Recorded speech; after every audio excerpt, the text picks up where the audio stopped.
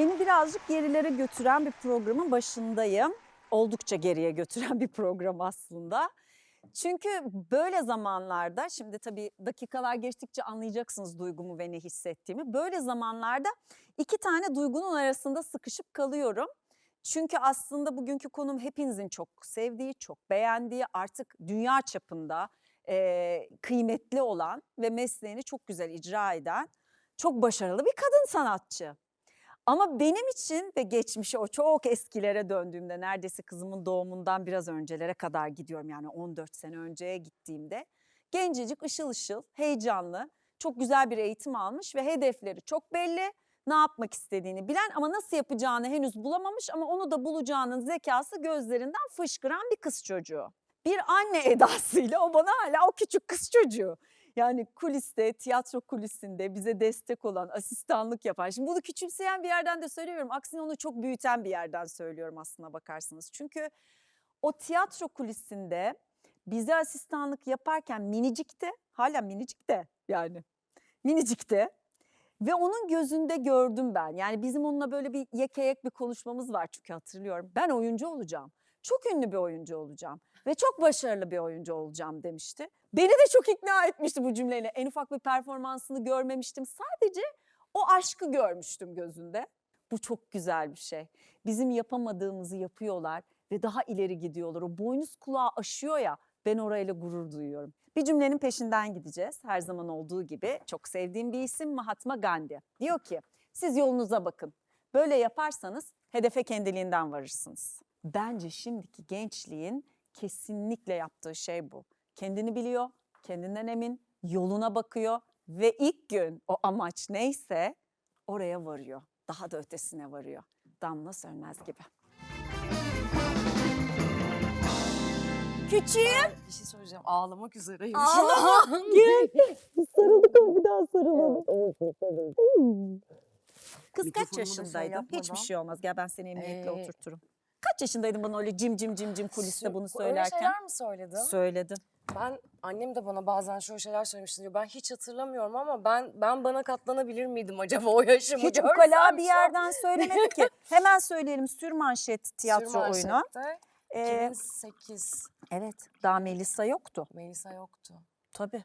Melisa yok işte tam aslında şeyle aynı zaman işte Bornova'yı çektiğim zaman. Onu da gelip size sormuştum. Böyle bir Evet. film var. Ben böyle filmde oynayacağım galiba diye. Evet, sormuştum. Arif abi siz bambaşkasınız benim için canım. Yani ben şu an bana gelip şey diyen hani işte oyuncu olmak istiyorum ben ne yapmam gerekiyor ne yapayım diyen gençlere şey diyorum. Hani bunu okuyabiliyorsan oku çünkü bu tecrübeyle deneyimle sen de anlıyorsun neyi nasıl yapman gerektiğini.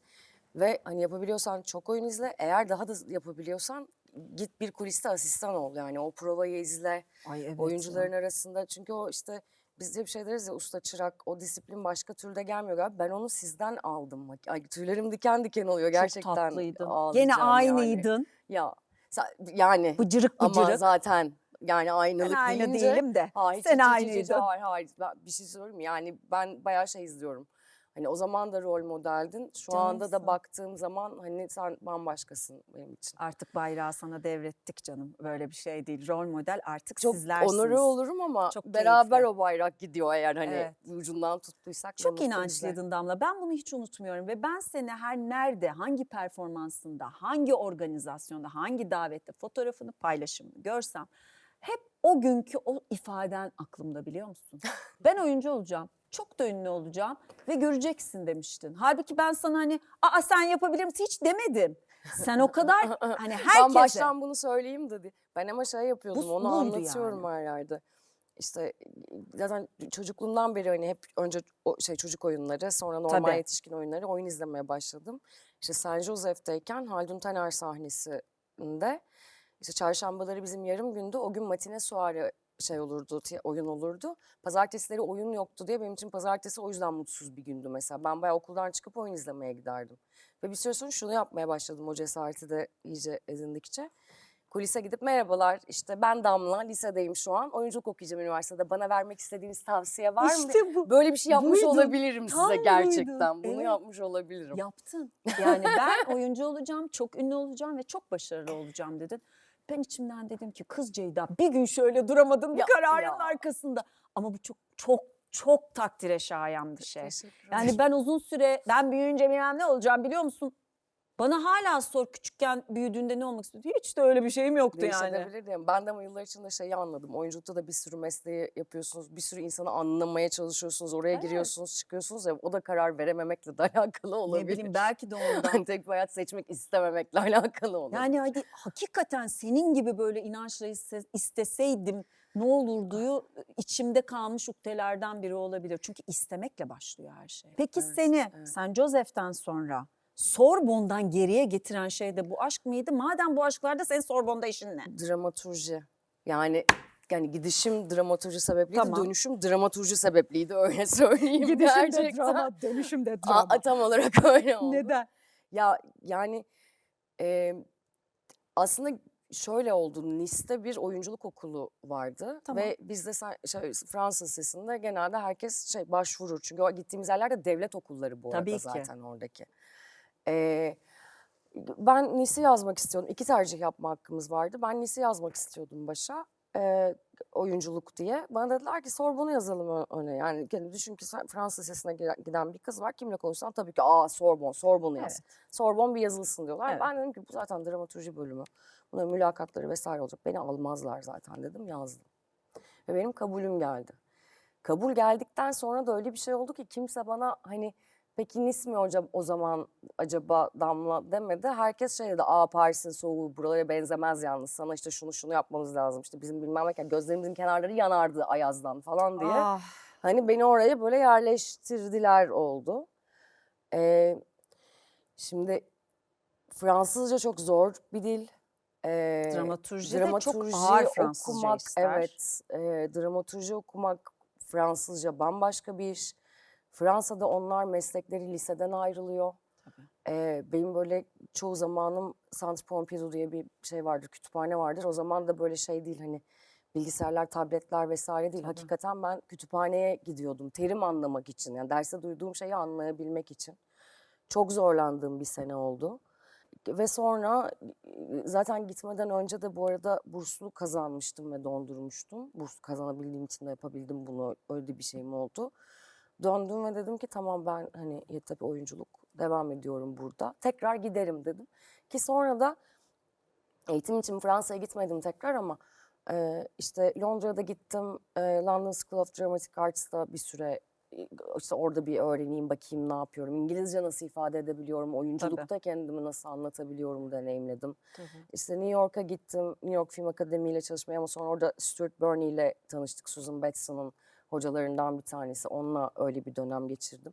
Ben çok seviyorum galiba. İşte bunlar mesela hep senden aldığım şeyler Evet. olabilir. Öğrenmek. Evet. Tamam hani yapalım, bak tamam izleyelim. Hoşumuza da gitsin ama hani biz de öyle iyi bir şey yapabilir miyiz? Nasıl yaparız? Yani sen başta yaptığın bütün işlerde kazandığınla habire gittin eğitimler Tabii. aldın. O en çok o şey yaradı, en çok o iş. Hatta bir ara şöyle bir anı var, bunu anlatıyorum. Ben bir dizide o dönem, gene bizim sürmanşeti yaparken Evet. bir dizide oynuyordum gene Evet, arada. oynuyordun. Ya, okula gidiyordum, derse giriyordum, sete gidiyordum, setten Evet. provaya geliyordum falan. Ankara'da bir turnede siz oyun bitti, perdeyi kapattık, siz kulise girdiniz. Ben de kulis kapısında bir şey bekliyorum. Ya birinize bir şey vereceğim ya bir şey soracağım. Hani hazırlanıp çıkmanızı bekliyorum. Bir kız çocuğuyla annesi geldi. Merhaba, fotoğraf çekilebilir miyiz diye. Dedim ki biraz sonra çıkacaklar, hazırlanıyorlar şimdi. Eğer beklerseniz de böyle şey olduk. Yok, sizinle fotoğraf çekilmek istiyordu. Bir dakika tamam falan böyle. Evet. Olur diye böyle Evet. bir komik bir anım var mesela. O Evet. kadar onlar birbirine girmişti ki bende. Ama işte çok eğlenceliydi. Birbirine çok girmesi keyifliydi. keyifli biliyor musun? Evet. Bence kesinlikle orada zaten biraz törpüleniyorsun ve her Evet, aslında demi aynen yaşamak. öyle. Aynen öyle. Yani benim de avantajım o olmuştu. Yani önce figürasyon olmak, işte reklamlarda arkadan geçen kız olmak, sonra O zaman yavaş işleyişi yavaş. de çünkü daha geriden Evet. görüyorsunuz. Bence o şey de zor. Sizi bir anda bir şeyin içine, hani birden başrol olmak, birden bir şeyin içine atıyorlar ve o kadar çok bence uyaran var ki zaten. Evet. Şeye vaktiniz olmuyor sanki. Bir şeyleri anlamaya, Hani o Sindirmeye. sindirmeye, evet, aynen öyle. Birdenlikte şöyle bir sıkıntı var. Her ne konu olursa olsun aniden birdenbire olan şeyde sen neye inandırılmak isteniyorsan ona inanıyorsun. Evet. Aynen. Ama özümseye özümseye, sindire sindire gidersen sen kendi varlığınla her kademeyi özümseye özümseye gitmiş oluyorsun.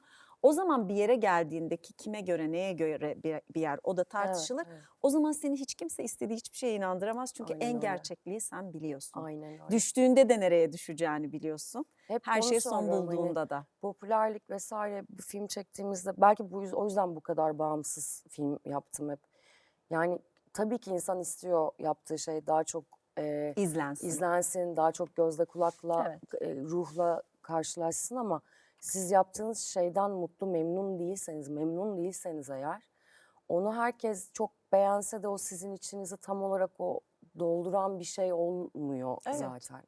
Peki sana çok dürüst anlayacağını, kırılmayan bir yerden bana cevap vereceğini bilerek soracağım. Aynı şey benim de başıma geldiği için soracağım. Şimdi sen iyi bir oyuncusun. Bağımsız filmlerde ödüller alıyorsun. Şimdi onları da konuşacağız. Çok kıymetli şeyler de yapıyorsun. Artık sadece oyuncu olarak da yapmıyorsun. Başka alanları da dolduruyorsun. Ama şimdi televizyon diye bir şey var. Benim de kariyerimde öyle olmuştu. Başrol oynamaya başladığımda dizilerde bir şekilde oynadığım hiçbir dizi tutmamıştı. Reyting almamıştı. Ve öyle bir şey olmuştu ki Ceyda'nın dizileri tutmuyor arkadaş olmuştu. Ve benim televizyonda başrol hikayem bitmişti. Bu hep benim böyle niye benim reytingim oluyor bu isyanım olmuştu içimde. Sonra küstüm, kendime özgüvenim azaldı. Evet. Ya ben bu mesleği seviyordum, eğitimler alıyorum, bir şeyler yapmaya çalışıyorum. Niye görülmüyor duygusu böyle çok karmaşık bir şey yaşamıştım. Çok iyi anlıyorum demek Evet. istediğini. Ve sonra şöyle bir çözüm buldum. Ceyda sen sadece oyunculuğuna kilitlen. Başrol olmak değil tamam tabii isterdin ama olmadı. Tamam çok iyi bir yan rol ol. Karakterini güzel performansını ver orada. Karakterin inandırıcı olsun ve bir yerden iyi oyuncu olduğuna ikna et. Reytingin olmayabilir ama Evet. iyi oyuncu olduğuna ikna et. Ama bu bende çok sıkışmıştı ve nefes alabildiğim bir alan yok. Çünkü bağımsız filmlerde oynayamıyorum, çok Evet. popülerim. Ama sunuculuk yapmam lazım çünkü dizilerde oynayamıyorum ve hayatımı döndürmem lazım gibi. Şimdi sende de böyle benzer bir hikaye okuyorum ben biraz. Ana akımlarda aslında çok iyi kadrolarla çok iyi işler seçiyorsun. Ama o hak ettiğin olmuyor. O şey yani teşekkür ederim hak ettiğin direkt de çünkü şeyi de bilmiyorum o hani tam.